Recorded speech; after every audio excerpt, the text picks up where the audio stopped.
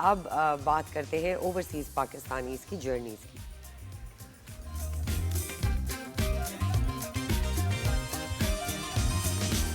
وہ پاکستانی زہیب جو پاکستان سے دور ہیں لیکن ان کے دل پاکستان کے لیے دھڑکتے ہیں. بالکل جی. اسی طرح ہمیں جوائن کیا ہے آج صباحت احمد نے, لیڈرشپ کوچ ہیں, آڈیٹر ہیں, دبئی سے ان کا تعلق ہے. ان کو ویلکم کرتے ہیں شو میں. السلام علیکم Sabahat, thank you so much for giving us your time. جی السلام علیکم, thank you for having me. وعلیکم السلام. سب سے پہلے تو یہ بتائیے پاکستان سے جانے کا فیصلہ کیوں کیا اور کب ہوا, اور اپنی جرنی کے بارے میں کچھ بتائیے پلیز. خیر دل تو پاکستان میں ہی ہے, اور پاکستان سے آفیشیلی آئی لیفٹ ان 2010. اس وقت میں بیکن ہاؤس کے ساتھ کام کر رہی تھی ڈیفینس میں لاہور میں, اور پھر میں لنڈن گئی, کچھ سال لنڈن میں گزارے. پھر کچھ فیملی سچویشن ایسی ہوئی, I lost my brother who was based in Dubai, تو فیملی سرکمسٹانسز کی وجہ سے پھر مجھے دبئی موو کرنا پڑا. اب 12 سال سے یہی ہوں. رائٹ. تو لیڈرشپ کوچ ایک بہت ہی اہم کردار ادا کرتا ہے سوسائٹی میں. ایز اے لیڈرشپ کوچ آپ کس کو کوچنگ کرتی ہیں, اور کیا لیڈرشپ کے لیے کوچنگ کی ضرورت ہوتی بھی ہے؟ لیڈرز آپ بہت کہتے ہیں نا, ہے نا؟ بالکل ہوتی ہے. سو آئی اسٹارٹیڈ مائی جرنی.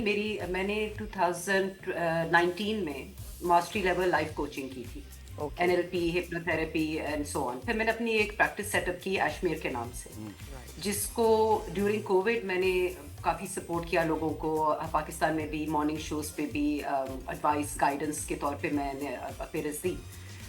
پھر جب میں نے اپنی جاب چینج کی تو ٹائم کا کنسٹرینٹ ایسا ہو گیا اور میرا ایکسپوجر ایسا تھا کہ مجھے لگا کہ جو ہماری خواتین ہیں جو لیڈرشپ پوزیشنز میں جاتی ہیں ان کو تھوڑی سی اپ اسکلنگ کی ضرورت ہوتی ہے, کیونکہ آپ جس طرح نارمل اپنی پروفیشنل لائف گزارتے ہیں ایز اے لیڈر آپ ویسے نہیں سوچ سکتے.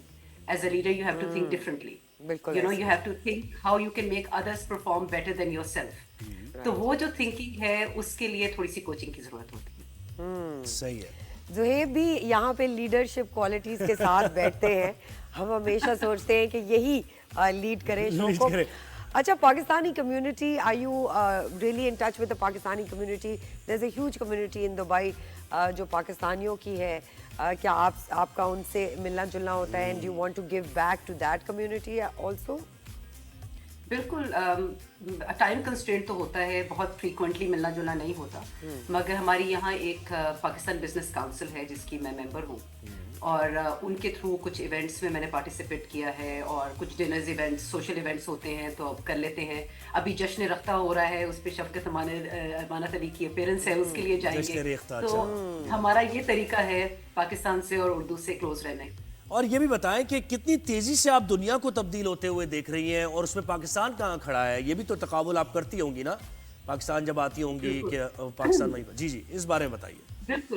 بالکل ایسا ہے. اصل میں ہم جس ریجن میں رہ رہے ہیں یہاں بہت تیزی سے ترقی ہو رہی ہے, اور اس کے ساتھ پیس مینٹین کرنا جو ہے نا اس کے لیے ایکسٹرا ایفرٹ کی ضرورت ہوتی ہے. صحیح. اب میں اگر پاکستان سے کمپیئر کروں تو پاکستان میں بہت ٹیلنٹ ہے, بہت زیادہ ٹیلنٹ ہے, اور لوگ بہت اسکلڈ ہیں, بہت شارپ مائنڈیڈ ہیں, انٹیلیجنٹ ہیں, اور اس سے زیادہ اسٹریٹ اسمارٹ ہیں, اور ان کو پتہ ہے کہ انہوں نے اپنا ٹیلنٹ کیسے یوز کرنا ہے, مگر ان کو موقع نہیں.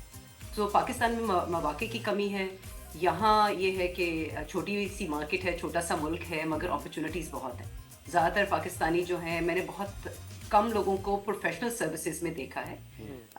اور میں کل پرسوں ہی تھوڑا سا کمپیریزن کر رہی تھی کہ میری اپنی ٹیم میں کوئی پاکستانی نہیں ہے, اور خواتین تو بالکل بہت ہی کم ہیں, مگر یہ کہ بزنسز میں بہت ہیں اور دوسرے ایریاز میں بہت پاکستانی پائے جاتے ہیں, اور جب بھی ان سے ملتے ہیں تو دل کو اچھا لگتا ہے کہ وہ پروگریس کر رہے ہیں.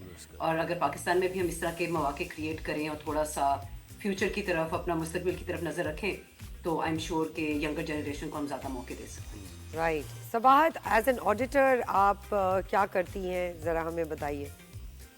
ایکچولی میں ایک بگ فور کنسلٹنسی کے ساتھ ہوں, مگر میرا رول پیپل اینڈ آرگنائزیشن میں ہے, جو کہ ایڈوائزری پریکٹس ہے.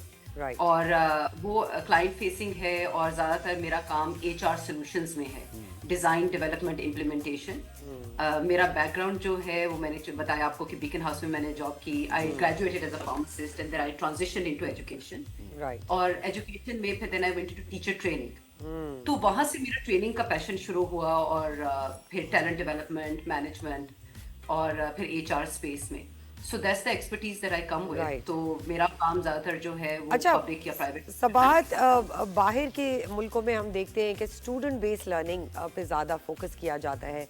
پاکستان میں وہ چیز نظر نہیں آتی, ہم مور کریکولم بیس لرننگ پہ ہوتے ہیں. کیا امپلیمنٹیشنز آپ چینج کرنا چاہیں گی اگر ہم پاکستانی کریکولم کو دیکھیں تو؟